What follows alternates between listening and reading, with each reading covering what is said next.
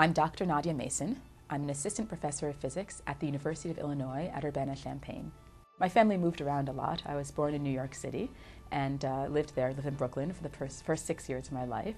We then moved to DC, mostly because my parents had a better job there. And then we moved to Houston, where I lived for 3 years and then went off to college. I was at Harvard College and served for 4 years, and then went to Stanford for graduate school.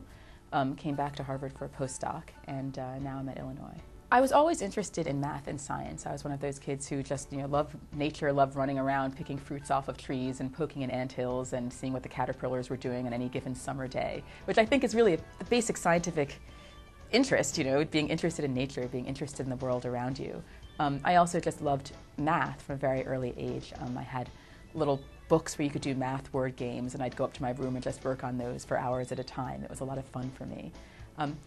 It wasn't really until I was in high school that I realized that it's possible to really make a career out of research or math or science, and even that didn't gel until I had the opportunity to work in a biochemistry lab.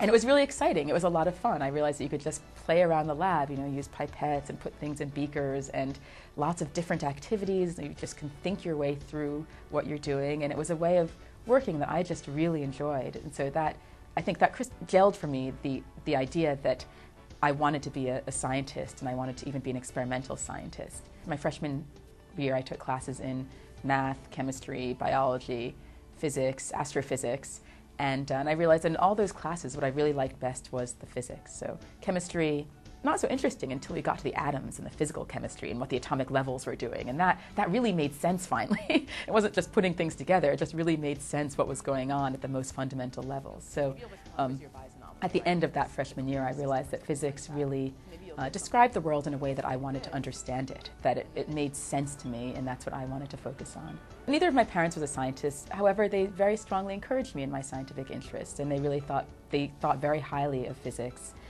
in particular, and encouraged me when I said that that's what I wanted to do. So that was very important to me. So my own research looks at electronics, what electrons do in materials. By that, I don't mean why materials are hard or soft, but really, why do they conduct the way that they do? If you do something to material, let's say make it really, really small, how does the conductance change, right? How does it become, if you put an electrical current through it, will that current act the same way if material is big, the size of this watch, or if it's really tiny, a nanometer in area or something like that?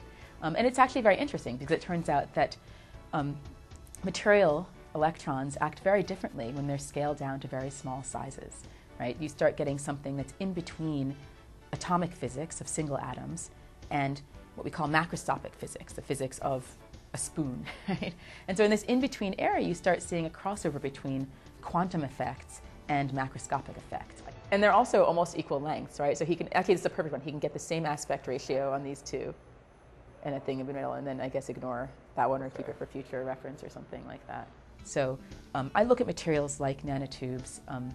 I try to use advanced fabrication technologies to make artificial, very small scale materials. I take just a piece of metal and pattern it till it gets to be a little tiny, tiny piece, hundreds of nanometers across, and study those properties as well.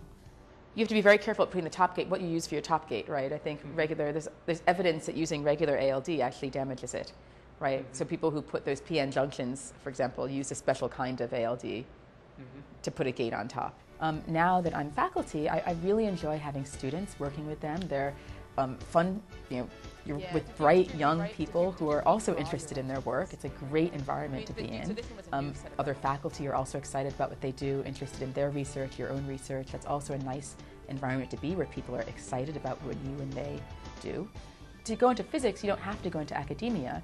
In science, this is true in science in general, there are many job options out there, right? People have, if you get an advanced degree in the sciences, people know that you're smart, people know that you can think clearly, and there are a lot of opportunities out there for you. It's very good training for lots of different reasons. I think that many people are afraid that if they're interested in something, they're not going to be good enough at it, or it's going to be too hard, or maybe they're not really so interested. If you find yourself interested in something, follow through.